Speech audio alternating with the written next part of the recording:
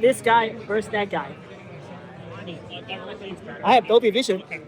This is the new Insta360 Luna Ultra. It features a 1-inch 8K sensor, a telephoto lens with 12 times zoom. It can shoot 360 photo with result better than DJI Osmo 360. What? And it has a detachable OLED touchscreen that double up as a remote control and a handheld mic. But you know all that already. What you do not know is the image quality. I did a side-by-side comparison with the iPhone 17 Pro Max main camera. The image quality is equal to or even slightly better than the expensive iPhone. It features 10-bit iLog with the best color I have seen in a pocket camera. But you need to learn the professional color grading workflow to make the most of this new iLog footage. Let me teach you how to set it up in DaVinci Resolve correctly so you can maximize the image quality coming out of the Insta360 Luna. First, make sure you update it to the latest DaVinci Resolve 21. Insta360 Color Science only available in Resolve 21. Click the gear icon here to open up project setting and set your timeline to 4K. Go to Color Management tab and set your color science to DaVinci White RGB, timeline color space to DaVinci White Gamma and Intermediate. Output color space to Rec 709 Gamma 2.4 or whatever your color grading monitor support. I will teach you how to do Dolby Vision next, but let's focus on iLog first. Click here these three dots and save current setting as a preset, so you can just choose this preset next time without needing to remember all these settings. Now bring in an Insta360 Luna clip that shot on the iLog. You should not use the clip that shot on basic or Dolby Vision in this workflow.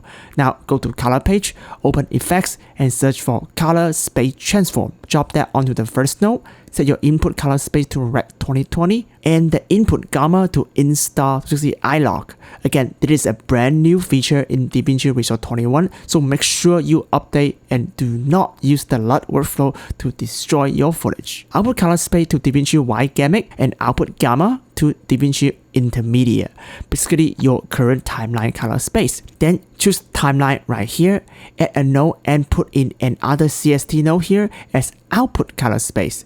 Set it to DaVinci White Gamma and Intermediate and the output setting to Rec 709 and Gamma 2.4, which match your Instagram and YouTube Rec 709 color space. Now go back to the clip and you can add more nodes after the CST node right here to color grade your lunar footage like professional do. Or just use my Hugh cinematic LUT right here built for the Luna Ultra here to get that Fujifilm look. Dial in your key output here to taste, and I will provide my LUT for you to download for free. Link in the description. Now let me show you why you should always shoot in iLog with the Insta360 Luna. First, color matching any camera with ease. Here we have an iPhone shot an Apple log next to the Luna. We are both at EV0 auto exposure and auto white balance. You will not be able to match them if they are all Rec 709, the basic mode, but you can in log.